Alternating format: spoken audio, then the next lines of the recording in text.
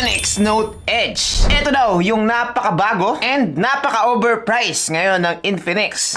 Totoo ba yun? Pero kasi MediaTek Dimensity 7100 with 3D curved display, 6500 mAh sa battery, 50MP pro level daw na camera, 8256GB pagdating sa kanyang RAM at ROM. Para sa akin, medyo decent lang, especially for its price na around 14K na. Ngayon, tinest ko na etong phone na to and sasabihin ko sa inyo lahat ng mga dapat nyong malaman and kung ano ba yung mga na-experience ko about this phone, kung okay nga ba talaga siya. And we will start in 3, 2, 1. Let's go!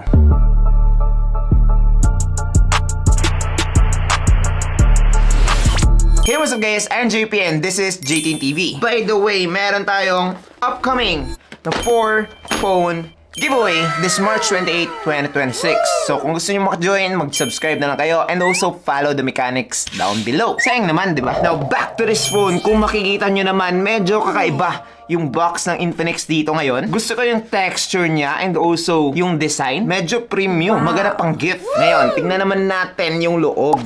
Dito guys, makikita natin yung kanyang mini box. Andito yung kanyang SIM ejector pin. Dito guys, sa kanyang mini box, andito yung kanyang mga paperworks. Yung kanyang tempered glass. Yes, meron na siyang kasamang ganito. And lastly, yung kanyang textured case. Medyo premium na yung kanyang case. Now, dito naman tayo sa susunod, which is yung mismong smartphone. And just look at that. Maraming nagsasabi na mukha siyang iPhone but I don't think so. We have here a 2-camera module pero hindi talaga yan 2 cameras. 1 camera lang po yan. Hindi ko to ma-confirm kung camera ba talaga to or design lang. Pero mukhang design lang siya. Now, after man ng phone, andito yung kanyang USB A to Type-C na cable and yung kanyang 45 watts charging brick. Now, 45 watts is okay pero dahil nga malaki yung kanyang battery, medyo mabagal din ma-charge etong phone na to. Now, eto na guys yung phone. Just look at that. Maraming nagsasabi na mala iPhone daw yung kanyang design, but I disagree. Ganito yung itsura niya, ganito naman si iPhone. O diba, kitang-kita mo kaagad na hindi siya iPhone. Hindi naman porket merong bump dito sa kanyang camera module or tawagin din nilang camera plateau, eh mukha na siyang iPhone. Kasi again, ang layo. Dito sa kanyang likod nakalagay yung kanyang cameras, ay wala palang S. Single camera lang to guys. 50MP. Yung nasa baba, hindi ko ma-confirm kung design lang ba talaga or yung IR blaster. Dahil nga, andito naman sa top yun. Comment ko na lang kapag nalaman ko na. Now, isa sa mga interesting part about this phone is yung kanyang one-tap button. Yes, medyo kakaiba to compared sa mga other Infinix smartphone. Although, naging common na to last Infinix Note na series. Ang medyo pinagtataka ko lang is yung pagdating dito sa kanyang software. Dito sa software niya, para siyang nasa left side tapos makapal yung bezel.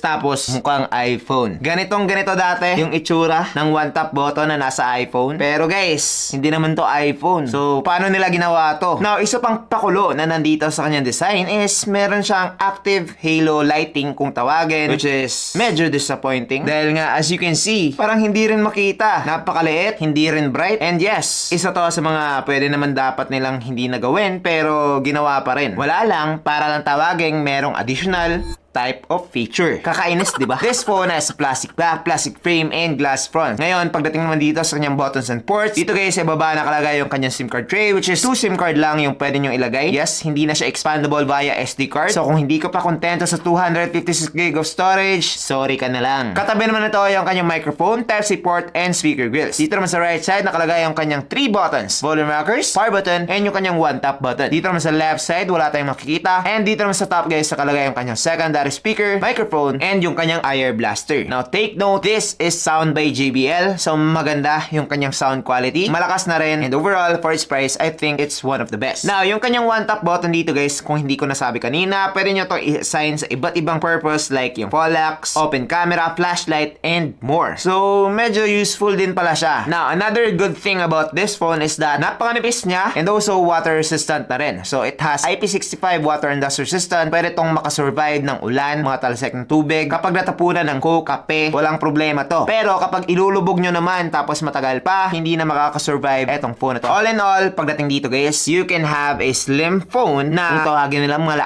iPhone, pero disagree talaga ako doon. Kasi kitang-kita nyo naman, di ba? Yung iPhone makapal. Eto, manipis. Merong bump. Pero hindi ibig sabihin nun, iPhone na. So far, for its price na 14,000 pesos, I think it's a good looking phone. Pero guys, I think kung design lang yung pag-uusapan, mas nagustuhan ko yung design ng ng Infinix GT30 Pro. Now, let's talk about the display. Dito na, mukhang iPhone. Yung wallpaper. Kitang-kita nyo naman, di ba? Now, one thing na napaka-impress ko about this phone is pagdating sa kanyang brightness. Kitang-kita nyo naman, di ba? Max brightness ng iPhone, max brightness niya. Parang mas bright pa siya ng konti. Ngayon, when it comes to the specs of the display of this phone, eto guys ay merong 6.78-inch AMOLED display with around 1,200 pixels pagdating sa kanyang resolution. So, more than Full HD Plus na yung kanyang display. And it has a peak brightness of 4,500 nits. So, kapag naka-enable yung kanyang high brightness mode dito guys, makakaabot ka talaga ng napakaliwanag na brightness dito sa phone na to. Maliwanag tapos brightness, pwede pala yun. But yes, ngayon kapag sa gabi mo naman ginagamit and matutulog ka na, you can also go from this to this, di ba? Halos wala ka nang makita. Ganito siya kadilim. So it's impressive dahil nga mas makakatulong to para mas makatulog tayo ng maayos. And also mas mabuti rin sa mata dahil nga less eye strain. Now, when it comes to the protection, this has a Corning Gorilla Glass 7i. It means na matibay na itong phone na to that can take a drop. Medyo masailan na itong phone na to pag i-drop dahil nga curve yung kanya display. Kitang-kita nyo naman guys, napakalit lang ng kanyang mga bezels all around. It goes both ways dahil nga merong positive which is maganda talaga siya sa panonood ng mga videos, movies dahil nga edge to edge na yung kanya display. Pero meron namang negative while gaming dahil nga mas malaki yung chance na magkakaroon ka ng mga mistouch dito sa kanyang gilid-gilid. Overall, when it comes to the speed and smoothness, okay na po siya with a 120Hz. Wala na akong masabi dito. Napaka-smooth ang scrolling pagdating sa Facebook, YouTube, and TikTok. Okay na din yung kanyang touch sampling rate, kaya naman mabilis niyang mare-register yung aking mga touch. So far, pagdating dito sa kanyang display guys, I think it's a win for this phone dahil nga wala pa namang app yung nagsosupport ng 144Hz. So okay na din yung 120Hz niya. Okay na rin yung AMOLED display niya na napaka-bright. Pwede mo na tong gamitin outside. So in short, when it comes to the display, wala akong makitang problema dito. Gusto ko pa rin naman talaga yung curved display. Pero kapag hindi to curved display guys, katulad na naman ng GT30 Pro, mas gusto ko to. Now, pagdating dito sa kanyang performance, dito na nagkakatalo. Dahil nga, it has MediaTek Dimensity 7105G with octa-core CPU up to 2.4 GHz and Mali G610 MC2 naman pagdating sa kanyang GPU. Now, on the positive side, eto guys ay nag-run na ng Android 16 which is the latest as of now and it offers up to 3 major updates. So, aabot ka pa ng up to Android 19. Pagdating naman dito sa kanyang processor, medyo mahina to guys. Tinest ko to sa Antutu benchmark and nakakuha lang siya ng 769,000. Yes,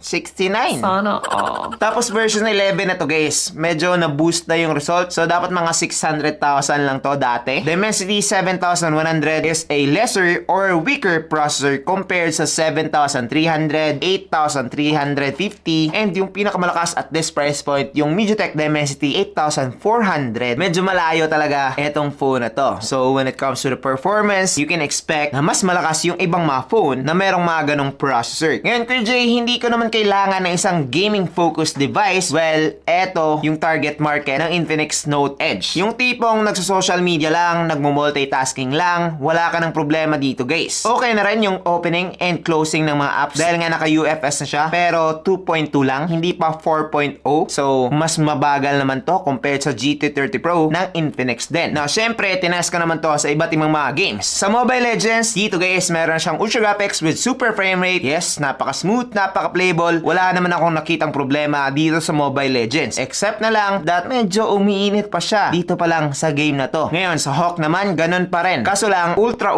na siya dito. So, mas maganda na yung settings niya. And yes, wala pa rin problema, walang lags, walang frame drops, especially kapag malakas yung wifi nyo. Ngayon, lastly, dito sa Call of Duty guys, eto ay merong very high graphics with max frame rate. And yes, napakagandang settings niyan. Okay na okay maglaro ng Call of Duty dito, especially with its lightness. Yes, napakagaan, napakasarap laruin yung Call of Duty dito sa phone na to. Walang lag, walang mga frame drops, paminsan-minsan lang, especially kapag matagal ka na talaga naglaro. But yes, overall, okay na po siya sa mga games na nabanggit ko. Yung tanong na lang dito is, if maglaro ka pa ba ng mas mabigat dito, like yung Genshin Impact, WoW, kapag mga ganun yung mga trip mong games, I think you should go with the better processor, which is same brand lang din naman netong phone na to, which is yung Infinix GT30 Pro. You can also go with the Poco X7 Pro. Processor-wise, this is not an impressive device. Hindi siya built for gaming, but you can do so kapag yun naman yung mga games na trip mo. Tapos yung mga Black Blast, mga ganun, mga easy lang, okay na yan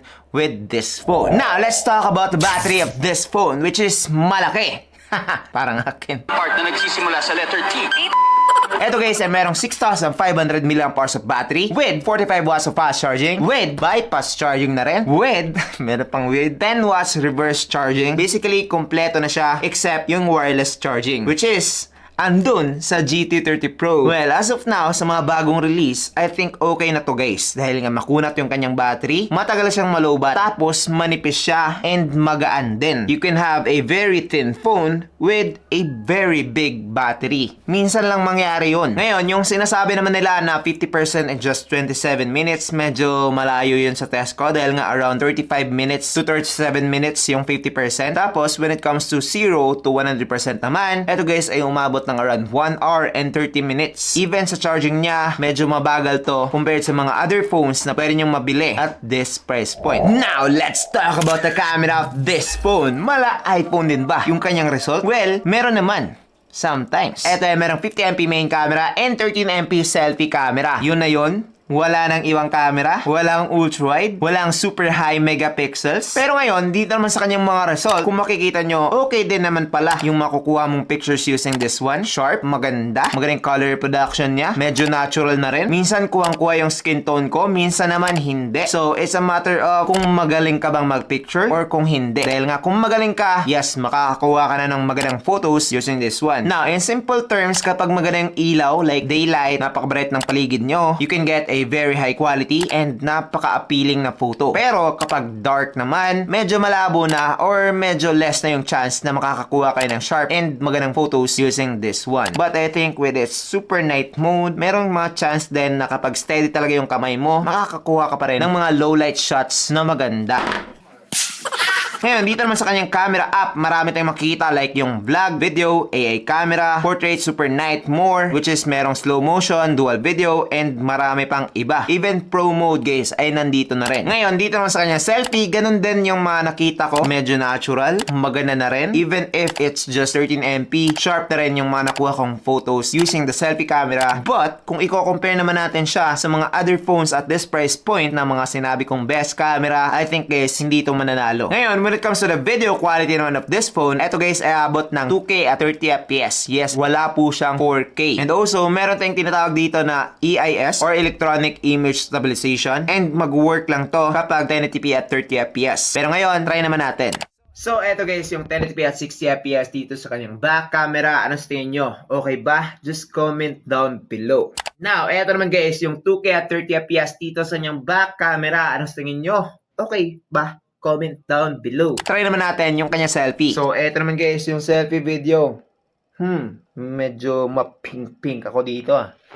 Ano sa tingin nyo? Okay ba? Comment down below. Medyo zoom in siya ng konti. Now, so far guys, when it comes to its video quality, I think it's good. Maganda yung color ko. Okay na okay siya pang vlog kapag gagamitin mo yung kanyang back camera. Yes, marami pa rin mas maganda, especially dito sa kanyang selfie. Medyo mapink-pink ako, hindi masyadong natural. But, decent na yung kanyang video quality. Sayang lang talaga dahil nga walang 4K. Usong-uso pa naman yung 4K. So yes, medyo napag-iwanan siya doon. But, pagdating naman sa kanyang result, sakto na rin or decent na rin yung camera netong phone na to. Now, overall, recommend ko ba etong sa Infinix Note Edge? Well, it depends. Nabili ko kasi to sa lagang 12,499. Meron pa siyang kasamang, ano ba to?